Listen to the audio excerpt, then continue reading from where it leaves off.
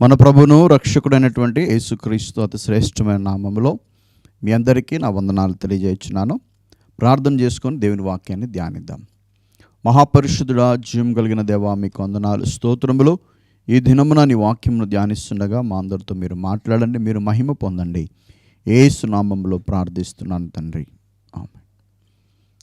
ప్రభునందు ప్రియమైన దేవుని బిడ్డలారా, ఈరోజు మన ధ్యానాంశము తూర్పు దేశపు జ్ఞానులు.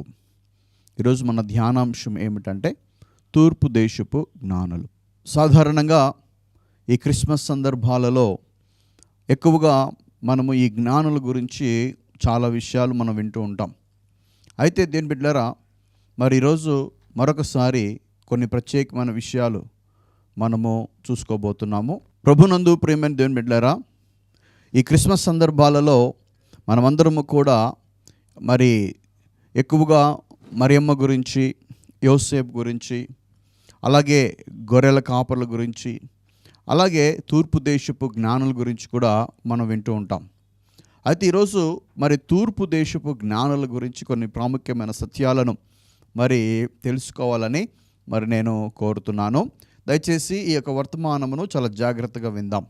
ఎందుకంటే మరి మనం చూసినట్లయితే మత్తయి సువార్త 2వ అధ్యాయము 1వ వచనం మనం చూసినప్పుడు, రాజైన హేరోదు దినములందు యూదయ బెత్లెహేములో యేసు పుట్టిన పిమ్మట ఇదిగో తూర్పు దేశపు జ్ఞానులు యెరూషలేమునకు వచ్చారు. తూర్పు దేశపు జ్ఞానులు యెరూషలేమునకు వచ్చెను.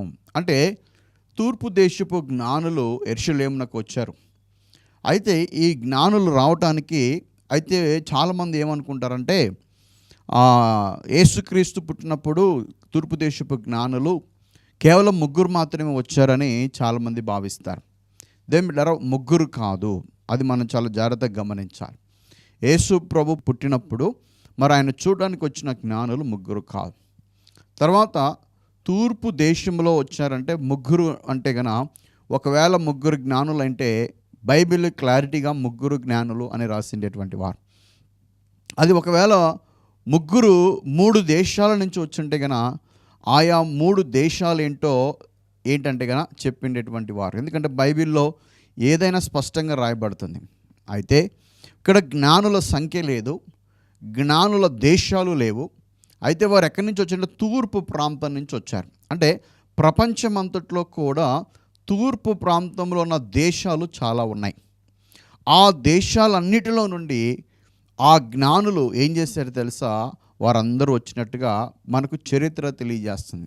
దాదాపు తూర్పు దేశంలో పక్కన ఉన్నటువంటి దేశాలు చైనా, పాలస్తీనా, బాబిలోన్, ఇండియా, శ్రీలంక, ఇంకా చెప్పాలంటే పెర్షియా, జపాన్, మంగోలియా, ఇవన్నీ కూడా ఏంటంటే కనుక ఇంకా చాలా తూర్పు పక్కన ఉన్నటువంటి దేశాలు. ఆయా దేశాలలో నుండి, ఆయా ప్రాంతాలలో నుండి దాదాపు ఒక్కొక్క దేశం నుండి 12 నుంచి 15 మంది జ్ఞానులు మరి వారు బయలుదేరి యెరూషలేముకు వచ్చినట్టుగా చాలా చరిత్రలు చెబుతున్నాయి. దేని బిడ్డలారా, మనం అనుకున్నట్టుగా ముగ్గురు మాత్రమే కాదు. దాదాపు ఒకవేళ ముగ్గురు మాత్రమే వచ్చుంటే గన, జ్ఞానులు ముగ్గురు మాత్రమే వచ్చుంటే, మరి ఆ సమయంలో హేరోదు రాజు దగ్గరకు వచ్చినప్పుడు వీళ్ళ ముగ్గురు మాటలను అతను లక్ష్య పెట్టినవాడు కాదు. కేవలం ముగ్గురే కదా, వీరు ఏదేదో మాట్లాడుతున్నారని చెప్పేసి ఆయన వాళ్ళని కొంచెం రిజెక్ట్ చేసేటువంటి వాడు. కానీ ఒక్కొక్క దేశం నుండి 10-15 మంది, అంటే దాదాపు 100 మంది పైగా జ్ఞానులు హేరోదు రాజు ఎదుట నిలబడ్డారు. వారు వచ్చి అడుగుతున్నారు, ఇక్కడ యూదుల రాజుగా పుట్టినవాడు ఎక్కడా అని అడుగుతున్నారు. మీరు దేని బిడ్డలారా, ఈ యొక్క తూర్పు దేశపు జ్ఞానులు వారు ఒక నక్షత్రమును చూచి వచ్చారు. యాక్చువల్గా ఈ జ్ఞానులు ఎవరంటే ఆస్ట్రాలజర్స్ అన్నమాటగా, నక్షత్రాల గురించి చదివేటువంటి వారు, ధ్యానించేటువంటి వారు కూడా. అయితే ఈ నక్షత్రం ఏంటంటే ఒక మామూలుగా అయితే ప్రతిరోజు కూడా మీరు బాగా గమనించినట్లయితే ప్రతిరోజు ఒక నక్షత్రం మీరు చూసినట్లయితే కనుక, ఒకవేళ మీరు ఇటుపక్క ఉన్నటువంటి నక్షత్రాన్ని ఒకరోజు సాయంత్రము, ఒకవేళ సాయంత్రం 8 గంటలకు, రాత్రి 8 గంటలకు మీరు ఇటుపక్క ఒక నక్షత్రం చూశారనుకోండి, నెక్స్ట్ రోజు అదే సమయానికి వచ్చినప్పుడు ఆ నక్షత్రం కొంచెం జరిగి ఉంటుందన్నమాట. తర్వాత ఇంకొక రోజు వచ్చినప్పుడు దాన్ని ఇంకొంచెం జరిగి ఉంటుంది. దాదాపు అదే నక్షత్రాన్ని మీరు 15 రోజుల తర్వాత చూస్తే ఇటు పక్క ఉన్నటువంటి నక్షత్రము ఇక్కడ దాకా వచ్చేసి ఉంటుంది. అంటే దాని అర్థం ఏంటంటే దేని బిడ్డలారా, నక్షత్రం ప్రతిరోజు ఏంటంటే తూర్పు దిక్కున మూవ్ అవుతూ వస్తూ ఉంటాయి అన్నమాట. అయితే ఇక్కడ బాగా గమనించాల్సిన విషయం ఏంటంటే, తూర్పు దేశపు జ్ఞానులు చేసిన పని ఏంటంటే, ప్రతిరోజు వారు ఒక నక్షత్రాన్ని చూస్తూ వారు ఉంటూ ఉంటారనమాట. ప్రతి నక్షత్రానికి ఒక పేరు ఉంటుంది, అది దేవుడికి తెలుసు. తర్వాత ఈ ఆస్ట్రాలజిస్ట్ చదివేటువంటి వారికి కూడా తెలుస్తుంది అనమాట. అయితే దేని బిడ్డలారా, ఇక్కడ మనం గమనించినట్లయితే ఒక అద్భుతం, ఆకాశంలో ఒక అద్భుతం, యేసుక్రీస్తు పుట్టినప్పుడు ఆకాశంలో కూడా ఒక అద్భుతం జరిగింది. ఏంటంటే కనుక ఒక నక్షత్రం ఉదయించిందంట. ఒక నక్షత్రం అంట అక్కడ ఉదయించిందంట. మరి శాస్త్రులు, అక్కడ ఉన్నటువంటి జ్ఞానులు పరిశీలించినప్పుడు అంట దాదాపు 90 రోజుల వరకు కూడా ఒక నక్షత్రం ఒకే దగ్గర ఉందంట. జ్ఞానులు అందరూ చూస్తున్నారు, అరే ఇది ఏంటి అసలు, ఒక రోజు కాదు 2 రోజులు కాదు, మరి ఎన్ని రోజుల నుంచి చూస్తున్నాం, ఇది ఒకే స్థలంలో ఉంది, అస్సలు ఎక్కడ కదలట్లేదు, ఎందుకు ఇలా జరుగుతుంది అని వారు పరిశీలించడం మొదలుపెట్టారు. తర్వాత వారికి ఉన్నటువంటి ఆ నక్షత్ర శాస్త్రం, ఆస్ట్రాలజీ అంతా, వారి పుస్తకాలు, వారికి ఉన్నటువంటి ఆ యొక్క చరిత్రలు అన్నీ తిరిగేసి రాస్తే అసలు చరిత్రలో ఇలా జరిగినట్లుగా ఏ నక్షత్రం కూడా ఇలాగా 90 రోజులు ఒకే చోట ఉన్నట్టుగా ఎవరే కానీ గ్రహించలేకపోయారు.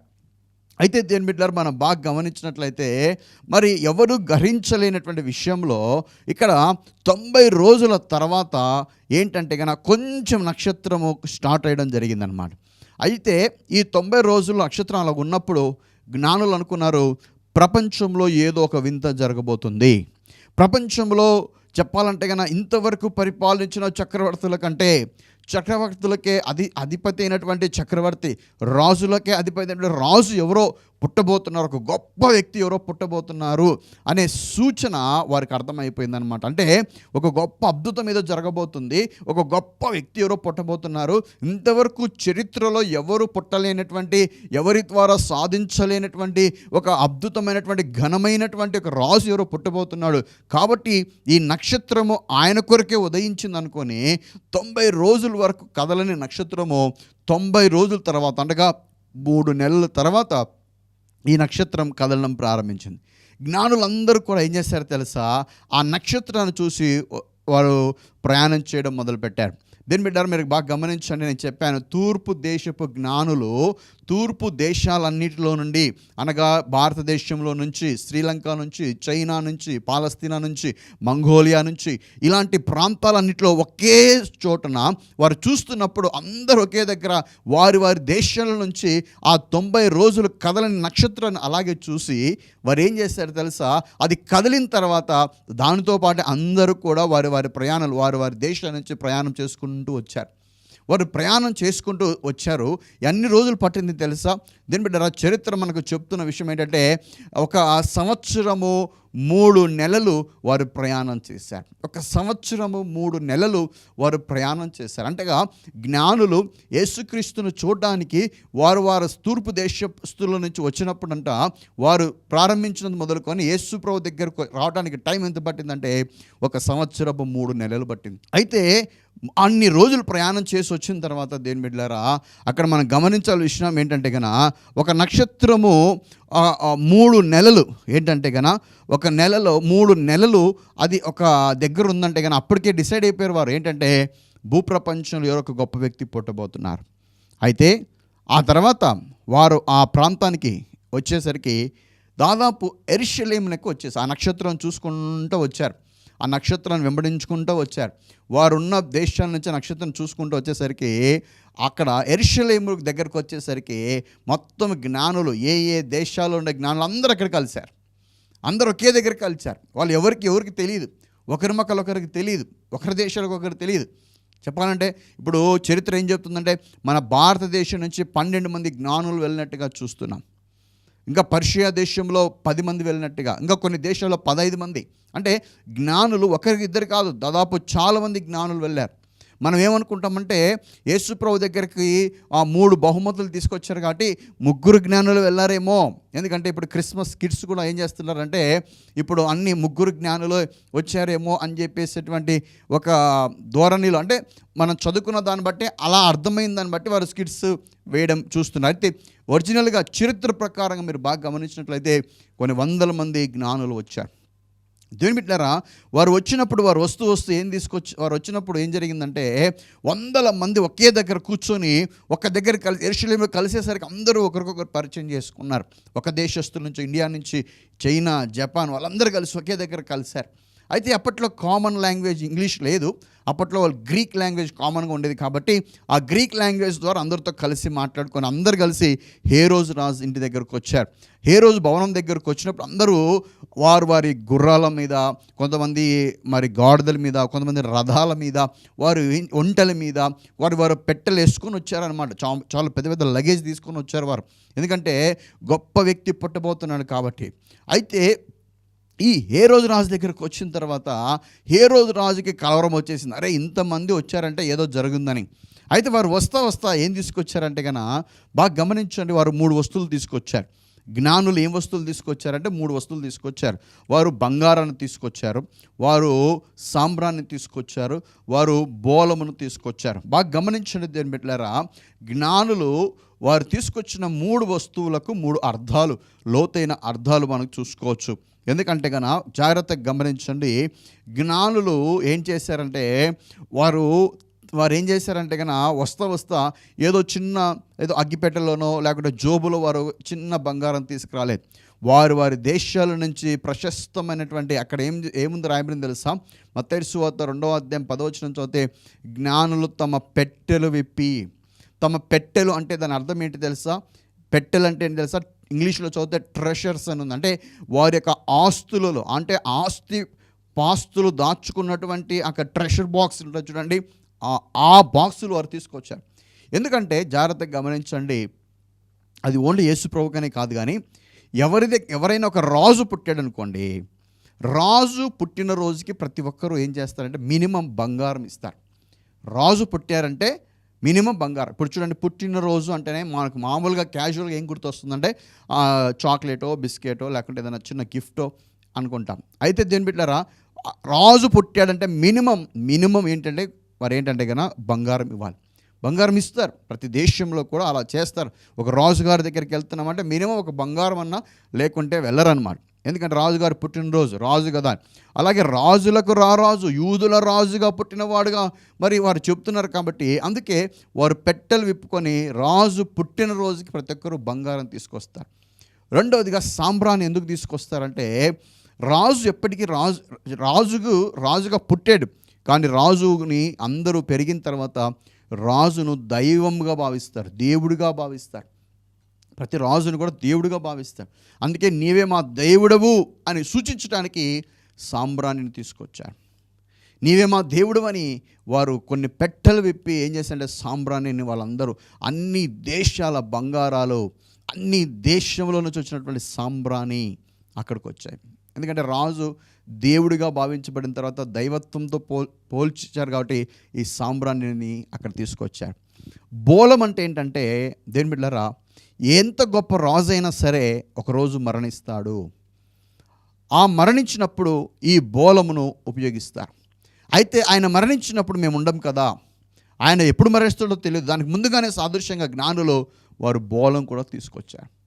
యేసుక్రీస్తు ప్రభుల వారు మన కొరకు మరి దేని మీద పుట్టాడు. దేనికి పుట్టాడంటే ఆయన మన కొరకు మరణించడానికి పుట్టాడు. మన కొరకు మరణించడానికి యేసు ప్రభు మన కొరకు పుట్టాడు. మన పాపం నిమిత్తమై, మన శాపం నిమిత్తమై, మన దరిద్రతలు, మనకు ఉన్నటువంటి మనల్ని నరకం నుంచి తప్పించడానికే ఆయన శిలువలో వేలాడబడడానికి యేసుప్రభు లోకానికి వచ్చారు. దానికి సాదృశ్యంగా ఈ బోలాన్ని తీసుకొచ్చారు. చాలామంది అంటారు, యేసుప్రభు దేవుడైతే అరే తప్పించుకోవచ్చు కదా. యేసుప్రభు తప్పించుకోవడానికి రాలేదు. ఆయన ఎందుకు వచ్చాడంటే మానవులందరి కొరకు, మనందరి కొరకు ఆయన మరణించడానికి వచ్చాడు.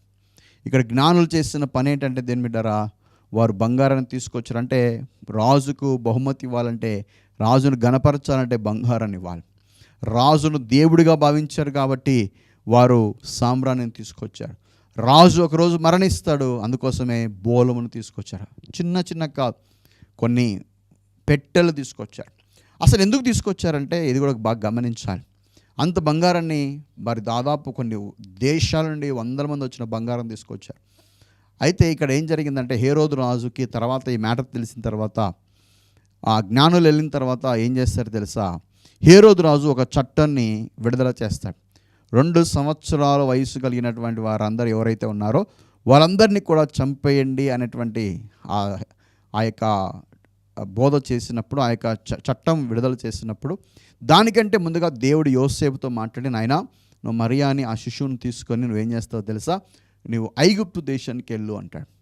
ఐగుప్తు ఏంటంటే దేవుని బిడ్డలారా, ఇప్పుడు ఐగుప్తు అప్పట్లో ఐగుప్తు ఏంటంటే ఇశ్రాయేల్ ప్రజలకు ఒక అమెరికాతో సమానం. ఇప్పుడు మన భారతదేశం నుంచి మనం అమెరికాకి వెళ్ళి అక్కడ సెటిల్ అయ్యి అక్కడ ఉండాలంటే ఒక 5-6 సంవత్సరాలు అక్కడ ఉండాలంటే ఎంత ధనం అవసరమో, ఎంత ఐశ్వర్యం అవసరం. అలాగే వారికి చిన్న పల్లెటూరు అయినటువంటి వారు చిన్న దేశం అని పిలువబడుతున్న బెత్లెహేం నుంచి వారు ఎక్కడికి వెళ్ళాలంటే కన్నా వారు ఐగుప్తు, అంటే ఐగుప్తులో ఉన్నటువంటి మరి క్యాపిటల్ సిటీకి వారు వెళ్ళి అక్కడ ఉండాలి.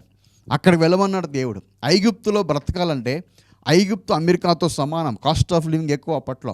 మరి అక్కడ ఒక హేరోదు చనిపోయేదాకా వారు బ్రతకాలంటే వారు పోషించబడడానికి, వారు అక్కడ జీవించడానికి సరిపడేటువంటి అన్ని సంవత్సరాలకు సరిపడేటువంటి ఆ యొక్క ధనాన్ని, ఆ యొక్క అవసరతలను దేవుడు తన కుమారుడు పుట్టినప్పుడే జ్ఞానుల ద్వారా దేవుడు సమకూర్చాడు. సో దేవుని బిడ్డలారా, ఎందుకు మరి అంత ఐశ్వర్యం అంటే అక్కడ ఉండటానికి కోసం. ఐగుప్తులో ఉండాలంటే మామూలు విషయం కాదు కదా. కాబట్టి తూర్పు దేశపు జ్ఞానులు, ఇప్పుడు ఈ విషయాలన్నీ జాగ్రత్తగా వినండి. తూర్పు దేశపు జ్ఞానులు అంటే ముగ్గురే కాదు, కొన్ని వందల మంది వచ్చారు. తూర్పు దేశపు జ్ఞానులు అంటే వారేంటో ఊరికే గుడ్డిగా వచ్చిన వారు కాదు, వారు నక్షత్రాన్ని చూసి వచ్చినటువంటి వారు. తూర్పు దేశపు జ్ఞానులు ఏంటంటే కనుక వారు వచ్చేటప్పుడు రాజును గణపరచడానికి వారు ఏం చేసుకొచ్చారంటే రాజరీకమైనటువంటి a gift fit to the king అని ఇంగ్లీష్ బైబిల్ ఉంటుంది. Gift fit to that king అంటే దాని అర్థం ఏంటంటే రాజుకు తగిన బహుమానములు, వారు కానుకలు తీసుకొచ్చారు. దేమిట్లరా, ఇప్పుడు ఈ తూర్పు దేశపు జ్ఞానుల్లో వాళ్ళ లక్షణాలు మనం ఒకసారి గమనించినట్లయితే, అంటే చరిత్ర మీకు కొన్ని విషయాలు చెప్పాను, అయితే వారి లక్షణాలను మీరు కనుక ఒకసారి గమనించినట్లయితే చూడండి. తూర్పు దేశపు జ్ఞానులు మొట్టమొదటిగా వారు ఏంటంటే మత్తయి సువార్త 2వ అధ్యాయం 5వ వచన ప్రకారంగా మీరు చూసినట్లయితే తూర్పు దేశపు జ్ఞానులు దేవుని మాటను విన్నటువంటి వారు, దేవుని మాటను నమ్మినటువంటి వారు. జ్ఞానులు ఏంటంటే కనుక దేవుని మాటను నమ్మారు. అంటే అక్కడ మీరు ఒక వచనం ఉంది, బెత్లెహేములో అనగా మీరు చూసినట్లయితే మీరు మత్తయి సువార్త 2:5లో చూసినట్టు, యూదయ దేశ బెత్లెహేములో నువ్వు యూదా ప్రధానులలో ఎంత మాత్రం అల్పమైనదన కావు, ఇశ్రాయేలును నా ప్రజలను పరిపాలించుటూ అధిపతి నీలోండి వచ్చునని ప్రవక్తల ద్వారా వ్రాయబడి ఉన్నది. అంటే ప్రవక్తల ద్వారా రాయబడిన విషయాన్ని జ్ఞానులు చదివారు, దానిని నమ్మారు. ఈరోజు అసలైన జ్ఞానులు ఎవరంటే దేవుని మాటను చదివి దానిని నమ్మి దాని ప్రకారంగా జీవించేటువంటి వారి జ్ఞానులు. ఈరోజు దేవుని మాటను విన్నారు, దేవుని మాటను నమ్మారు జ్ఞానులు. అయ్యో ఇలాంటి మాటలు ఎన్నో చెప్తుంటారులే. ఈరోజు చాలామంది దేవుని వాక్యాన్ని నమ్మట్లేదు, వింటున్నారు కానీ నమ్మట్లేదు. జ్ఞానులు ఏం చేశారంటే దేవుని వాక్యాన్ని నమ్మారు. నమ్మి వారు ఏం చేశారు తెలుసా, దాని ప్రకారంగా ఏదో ఒక, ఎందుకంటే పాత నిబంధనలో కూడా ఒక మాట ఉంది, యాకోబులో ఒక నక్షత్రం ఉదయించునని. అందుకే వారు ఆ నక్షత్రం గురించి చూస్తూ ఉన్నారు. ఆ నక్షత్రం వారికి దొరికింది. తర్వాత ఇంకా రెండోదిగా మనం చూసినట్లయితే తూర్పు దేశపు జ్ఞానులు వారు తూర్పు దేశము నుండి యేసు ప్రభువును చూడడానికి వచ్చారు. అంటే దాని అర్థం ఏంటి తెలుసా, ఎంత కష్టమైనా దేవుని చూడాలని ఒక మంచి తీర్మానం కలిగి ఉన్నారు. జ్ఞానులు ఎవరంటే గన దేవుని చూడాలని ఒక మంచి తీర్మానం కలిగి ఉన్నారు. ఎందుకంటే దేవుని మాట నమ్మిన వారు, నువ్వు దేవుని మాట నమ్మేవంటే నీకు వెంటనే ఆ మాటను బట్టి ఒక మంచి తీర్మానం తీసుకుంటాం, ఒక మంచి డిసిషన్ తీసుకుంటాం. దేవుని మాట నమ్మారు కాబట్టి దేవుని చూడటానికి వారు తీర్మానం తీసుకున్నారు. చూడటానికి ఎట్లా తీసుకున్నారు తెలుసా, దేవులారా సంవత్సరపు 3 నెలలు ప్రయాణం చేశారు. సంవత్సరపు 3 నెలలు. కొంతమంది చర్చి ఇక్కడ ఉంటుంది, పక్క వీధిలో ఇల్లు ఉంటుంది, అక్కడి నుంచి ఇక్కడికి రావడానికి కూడా చాలా ఇబ్బంది పడతారు. కొంతమంది ఏంటి తెలుసా, చాలా దూరంగా ఉందని చెప్పేసి కొన్నిసార్లు డ్యూటీలకు వెళ్ళేది మాత్రం కొన్ని కిలోమీటర్స్ ప్రయాణం చేసి వెళ్తారు. వ్యాపారం చేయడానికి కొన్ని ఊర్లు దాటుకొని వెళ్ళి వ్యాపారం చేసి వస్తారు. చర్చికి రావాలంటే, దేవుని కార్యాలు పాలు పొందాలంటే, దేవుని మందిరంలో ఆరాధించాలంటే చాలామంది అమ్మో చాలా దూరంగా ఉన్న, అంత దూరం మేము ఎక్కడికి వెళ్తాములే అని చాలామంది ఏం చేస్తారంటే దేవుని మందిరానికి దూరంగా ఉంటే రాలేరు. కొంతమంది దగ్గరగా ఉన్న రాలేరు, ఎందుకంటే వారికి కష్టపడే మనస్తత్వం లేదు. ఈరోజు జ్ఞానులు దేవుని చూడడానికి వారు సంవత్సరపు 3 నెలలు వారు ప్రయాణం చేశారు. దేవుని బిడ్డలారా, ఈరోజు జ్ఞానులు అందుకే వారు యేసుప్రభువును చూసే కృపను వారు పొందుకున్నారు. మూడోదిగా జ్ఞానులు ఒక లక్షణం మీకు చెప్తున్నాను చూడండి. జ్ఞానులు ఏం చేశారంటే నక్షత్రాన్ని మాదిరిగా పెట్టుకున్నారు. నక్షత్రాన్ని మాదిరిగా పెట్టుకున్నారు అంటే సుబుద్ధిని ఆధారం చేసుకోలేదు. మాకు తెలుసులే, మేము వెంబడిస్తాంలే, మాకు తెలుసులే అని చెప్పేసి వారి సొంత జ్ఞానాన్ని ఆధారం చేసుకు యేసుక్రీస్తును చూడాలంటే, యేసుక్రీస్తును దర్శించాలంటే ఒక మాదిరి ఉండాలి. ఒక నక్షత్రాన్ని మాదిరిగా పెట్టుకున్నారు. దేవుడు నక్షత్రాన్ని ఒక సేవకుడితో పోల్చాడు. దేవుడు నక్షత్రాన్ని ఒక దేవదూతతో పోల్చాడు. నక్షత్రమునుగా పిలువబడుతున్న సేవకులను కానీ దేవదూతలను కానీ నువ్వు నక్షత్రంగా పిలువబడుతున్న ఒక సేవకుడిని నువ్వు ఒక మాదిరిగా పెట్టుకోవాలి. దేవుని మాదిరిగా పెట్టుకోవాలి. దేవుని సేవకుని నీకు మాదిరిగా పెట్టుకోవడం అంటే ఏంటంటే ఒక మెంటర్ ఉండాలి. నిన్ను నడిపించడానికి, నిన్ను సరిదిద్దడానికి, నీకు ఆలోచన ఇవ్వటానికి, నీకు మంచి సలహాలు ఇవ్వటానికి, నేను ఆత్మీయంగా నడిపించడానికి ఒక నక్షత్రం లాంటి మాదిరి నిన్ను చూపించడానికి ఒక మాదిరి పెట్టుకోవాలి. కంపల్సరీ నాకు ఎవ్వరు చెప్పాల్సిన అవసరం లేదు, నేను అనుకున్నది నేను చేస్తాను, నాకు ఎవ్వరు సలహాలు ఇవ్వకూడదని ఎవ్వరూ ఆ మాట చెప్పడానికి వీలు లేదు. ఒకవేళ సేవకులుగా ఉన్నా, ఈరోజు ఒక సేవకులుగా ఉన్నా కూడా మేము కూడా మా ఆత్మీయ నాయకులకు, ఒకవేళ మా యొక్క ఆత్మీయ నాయకులకు, కొంతమందికి పెద్ద దైవజనులకు అనుభవం కలిగిన వారి మాటలు తీసుకుంటాం. ఎందుకు తెలుసా? వారి అనుభవాల నుంచి మేము కూడా నేర్చుకోవాలి. కాబట్టి నాకు అన్నీ తెలుసు, నాకేం చెప్పాల్సిన అవసరం లేదు, నాకు ఏ అనుభవాలు అవసరం లేదు, నేను అనుకున్నది నేను చేస్తానంటే కనుక వారు యేసు ప్రభువుని చేరలేరు.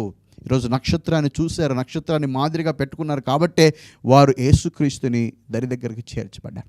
ఈ కార్యక్రమాన్ని వీక్షిస్తున్న నా ప్రియ సహోదరి సహోదరులారా, నాకు ఏ సేవకుడు వద్దు, నాకు ఏ సంఘం వద్దు, నాకు ఏది వద్దు, నా పాటికి నేను ఇక్కడే ఉంటాను, నా పాటికి నేను ఒక్కడనే నేను చూసుకుంటాను, నాకు అన్నీ తెలుసు అని మనం ఒకవేళ ఎవరిని ఒక మాదిరిగా పెట్టుకోకుండా ఉంటే గన దేవుని బిడ్డారా, ఒక మాట ఉంది సామెతల గ్రంథంలో చూడండి, వేరుండ గోరువారంట లెస్సైన జ్ఞానం ఒక విరోధి అంట. లెస్సైన జ్ఞానం పొందుకోవాలంటే మనం ఒక మెంటర్ పెట్టుకోవాలి, మనకు ఒక మాదిరి చూపించాలి, మనకు ఒక నాయకుడు ఉండాలి. ఈరోజు నక్షత్రాన్ని ఒక నాయకుడిగా పెట్టుకొని జ్ఞానులు వచ్చారు. అందుకోసమే ఆ నక్షత్రం యేసు ప్రభు దగ్గర దాకా తీసుకొచ్చింది. జ్ఞానులు ఏం చేశారు తెలుసా? మళ్ళీ దేని బిడ్డలారా, జ్ఞానులు మత్తయి సువార్త 2:10 వారు సాగిలపడ్డారు. వారు వచ్చినప్పుడు అంట ఆ నక్షత్రము ఎక్కడ తీసుకొచ్చి యేసు ప్రభు దగ్గర దాకా తీసుకొచ్చింది. అయితే వారు ఏం చేశారు తెలుసా? సాగిలపడ్డారు. అయితే నక్షత్రములు మనం బాగా గమనించినట్లయితే మరి యేసు ప్రభు దగ్గర దాకా తీసుకొచ్చే నక్షత్రాలుగా ఉండాలి. ఈనాడు సేవకులు తమ వైపు తీసుకొచ్చే నక్షత్రాలుగా ఉంటున్నారు. తమ సంఘాలకు మాత్రమే రావాలి, మా యొక్క వర్తమానాలు మాత్రం వినాలి, మా గురించి మాత్రమే తెలుసుకోండి అనేటువంటి నక్షత్రాలు, తమ వైపు తిప్పుకునే నక్షత్రాలు చాలా ఇప్పుడు తిరుగుతున్నారు. అలాంటి నక్షత్రాలు కాదు. నక్షత్రాలు ఎలాగ ఉండాలంటే యేసయ్య వైపు నడిపించే నక్షత్రాలు. సేవకులు కూడా ఎలాగ ఉండాలంటే దైవజనులు కూడా తమ వైపు కాదు లాగాల్సింది, తమను చూడాలని, తమలను మెచ్చుకోవాలని, తమను పొగడాలని కాదు, దేవుని వైపు నడిపించాలి.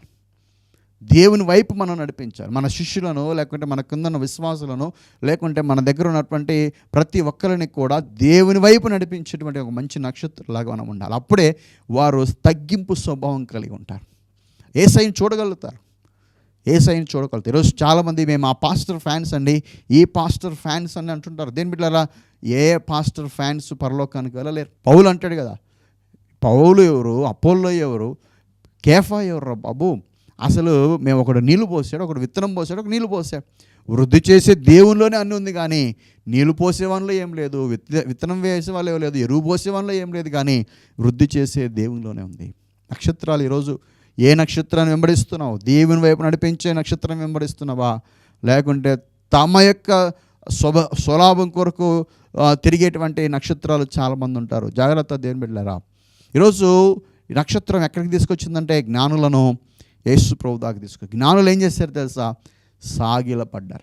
సాగిలపడ్డం అంటే మామూలు విషయం కాదు. ఒక బాగా చదివిన వారు, ఉన్నతమైన చదువు చదివిన వారు, మంచి జ్ఞానం కలిగినటువంటి వారు, డబ్బు ఉన్నటువంటి వారు, చదువు ఉన్నటువంటి వారు, వారిని కానీ అడిగితే ఎందుకయ్యా యేసు ప్రభు దగ్గర సాగిలపడ్డారంటే, మాకెంత జ్ఞానం ఉన్నా, మాకెంత చదువు ఉన్నా, మాకెంత ఐశ్వర్యం ఉన్నా, మాకంత పేరు పలుకుబడి ఉన్నా, మాకు ఒక రక్షకుడు కావాలి.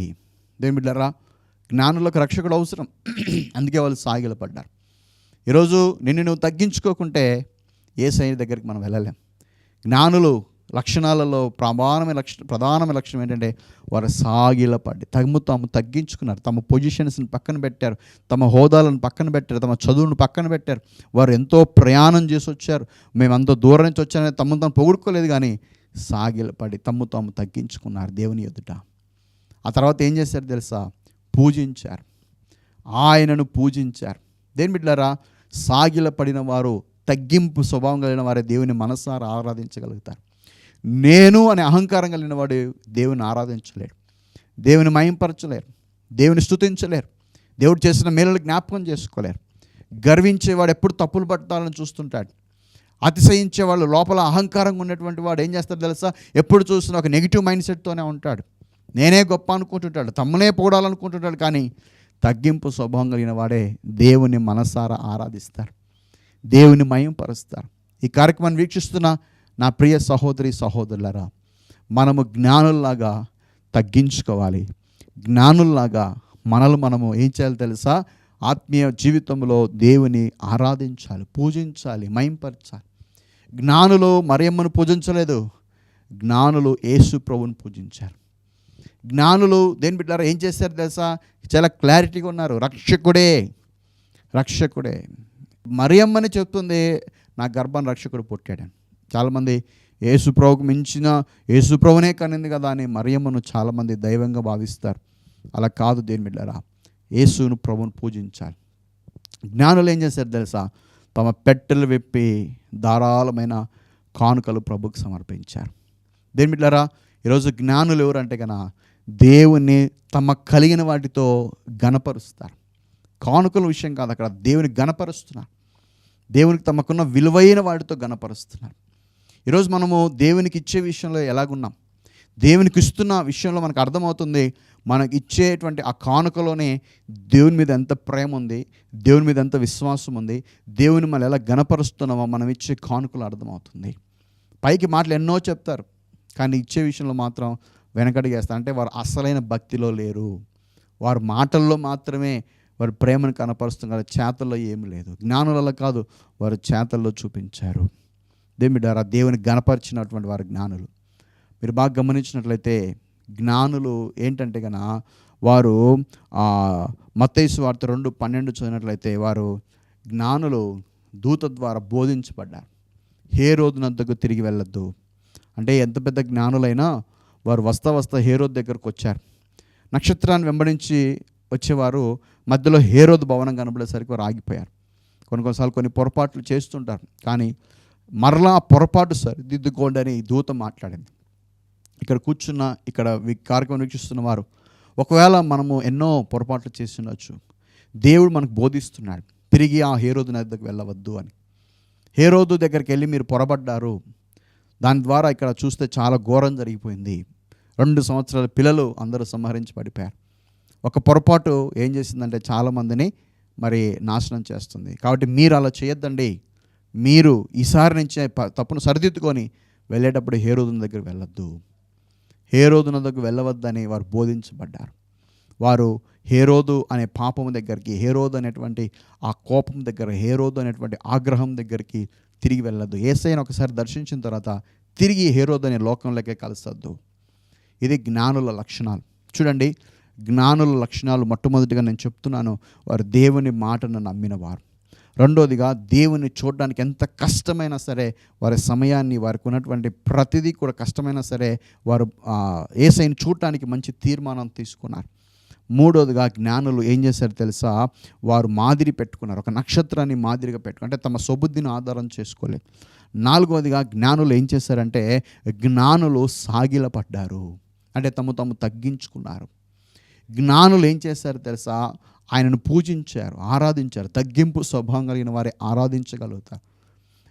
జ్ఞానులు తమ విలువైన పెట్టెలు విప్పి దేవునికి కానుకలు సమర్పించారు. జ్ఞానులు ఏం చేస్తారంటే దేవుణ్ణి తమ విలువైన వాటితో గణపరుస్తారు. జ్ఞానులు ఏంటంటే ఏదైనా ఒక మాట చెప్తే, దేవుడు బోధిస్తే దాన్ని సరి చేసుకుంటారు. జ్ఞానులు సరి చేసుకొని వెళ్ళేటప్పుడు హేరోదు దగ్గరికి వెళ్ళకోకుండా వారు ప్రయాణం తిరిగి వెళ్ళారు కాబట్టి క్షేమంగా చేరుకున్నారు. ఈరోజు దేవుడు ఆత్మీయ జ్ఞానులుగా మనం పిలబడుతున్నాం. ఆ తూర్పు దేశపు జ్ఞానుల గురించి వింటున్న మన జీవితంలో నేను కూడా ఈ రకంగా జ్ఞానుల వలె ఉండాలి, నేను కూడా తగ్గించుకొని ఎంతమంది అయితే మరి సిద్ధపడతారో, ఈ వర్తమానం వింటున్న ప్రియ సహోదరులారా, దేవుడు మనతోనే మాట్లాడుతున్నాడు. ఒకవేళ నువ్వు ఇంకనూ అజ్ఞానంగా ఉన్నట్లయితే దేవుని ఎదుట నాకు జ్ఞానం దయచేయండి, జ్ఞానుల వల్ల నేను కూడా నడుచుటకు సహాయం చేయని ప్రభా అని దేవుని దగ్గర అడుగుదాం.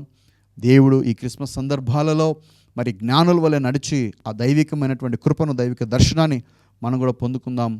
ఈ జ్ఞానుల ద్వారా ప్రపంచంలో దేని బిడ్డలారా అనేక మంది కూడా ప్రభావితమైనట్టుగా మనకు చరిత్ర చెబుతుంది. ఎందుకంటే వారు వెళ్తూ చాలామంది చక్రవర్తులు, చాలామంది రాజులు కూడా ఎంతోమంది విభ్రాంతి నొందారంట. యేసు ప్రభు పుట్టిన ఆ సంవత్సరంలో చాలా చరిత్ర బహుశా ఒకవేళ ఈ కాలంలో మీడియా అయింటే కన్నా అన్ని టీవీస్లో, అన్ని న్యూస్ పేపర్స్లో కూడా వచ్చేది. అంత ప్రబలం అయిపోయిందని, అంత ప్రబలంగా అంటే వారు అంత ప్రబలం చేశారు. దేవుని జ్ఞానులు వస్తా యేసు ప్రభు గురించి ప్రకటించుకుంటూ వచ్చారని చరిత్ర చెబుతుంది. దీని వల్ల ఈరోజు అసలైన జ్ఞానులు ఎవరంటే దేవుని ప్రేమను ప్రకటిస్తారు. ఈ క్రిస్మస్ సందర్భాలలో మనము యేసుక్రీస్తును పండగ చేసుకుంటున్నాం, మంచి బట్టలు తీసుకుంటున్నాం, మంచిగా ఇంటిని బాగా అలంకరించుకుంటున్నాం, మంచిదే. కానీ యేసయ్య ప్రేమను మనం ప్రకటించాలి.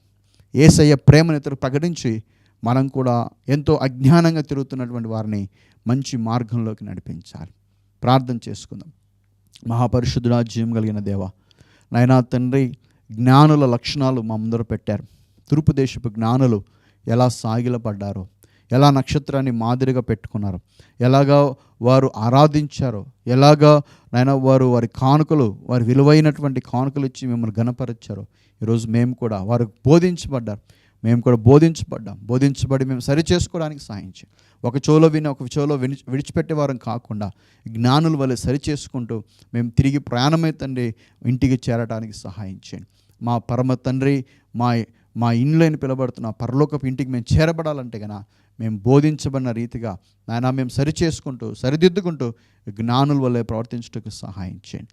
విత్తబడిన వాక్యం అందరి నొంతు ఫలింపచేసి ప్రతి కుటుంబాలకు మెండైన సంతోషం అనుగ్రహింపచేయమని యేసు నామములో స్తుతించి ప్రార్థించి వేడుకుంటున్నాను మా పరలోకపు తండ్రి. Amen. God bless you all. దేవుడు మిమ్మును మీ కుటుంబాలను దీవించి ఆశీర్వదించును గాక. ఆమేన్. Praise Lord. అందరికీ వందనాలు. Praise lord.